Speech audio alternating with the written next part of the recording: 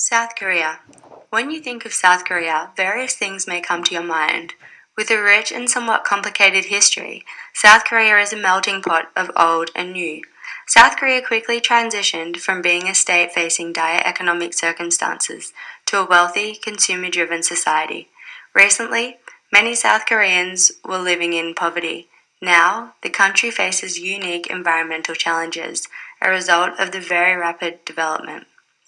There are many initiatives driven by community groups, academics, and non governmental organizations that are implementing various strategies in an attempt to address the many environmental challenges faced by South Korea. We visited many of these groups. We visited an educational facility which used creative means of communication to spread the message about tangible ways that we can try to minimize our environmental imprint. We visited Cheongcheong Stream, a 10.9-kilometer creek that has been converted from a highway and crawls through the urban center of Seoul. We enjoyed the cool solace that it provided from Seoul's hot, humid air, as do many of Seoul's residents and visiting tourists.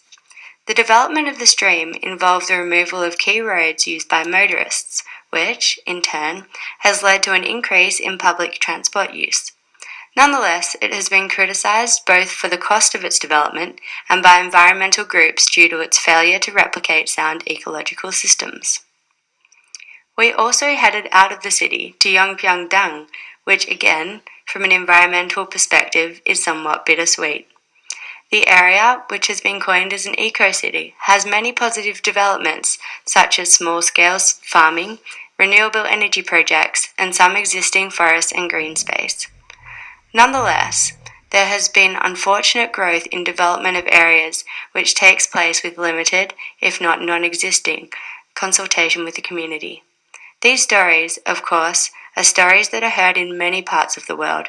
Again and again, we hear about property development taking place at the expense of the environment.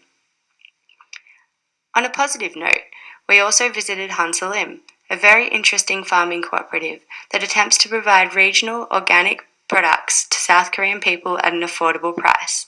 Hansalim utilizes a unique operating model which attempts to bridge the gap between farmers and consumers. They do so by way of involving consumers in hands-on farming experiences and allow consumers to inspect factories to ensure everyone is happy and the process is transparent. One of the most interesting, but perhaps most sobering experiences that we had in South Korea was our visit to the East Asian Australasian Flyway Partnership.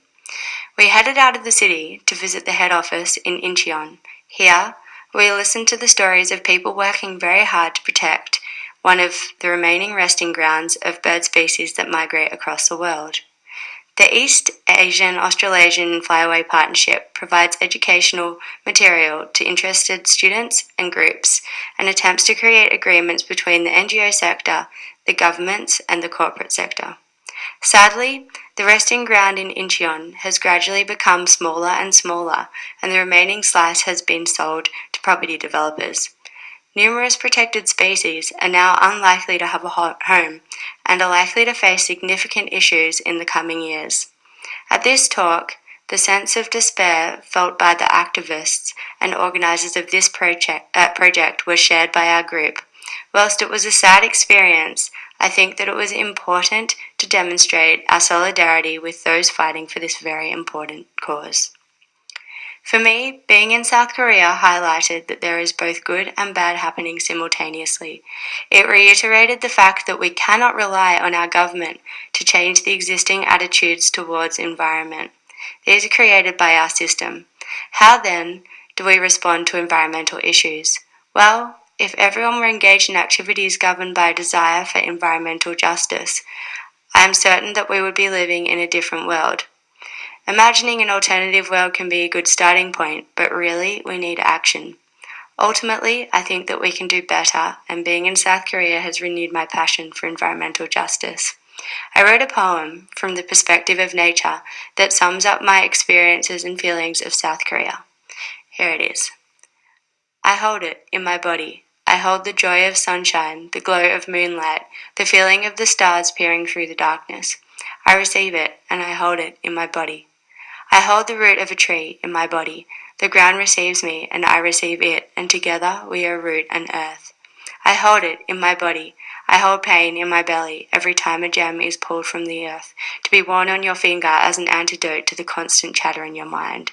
Still, I hold it in my body when the sweet fruit of the Amazon is plucked away, covered in a suffocating package for a moment of pleasure on your tongue.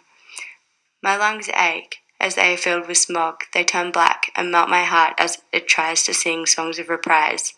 It is dark, it is light, and I hold it, the darkness, the light. My body feels it all. It is.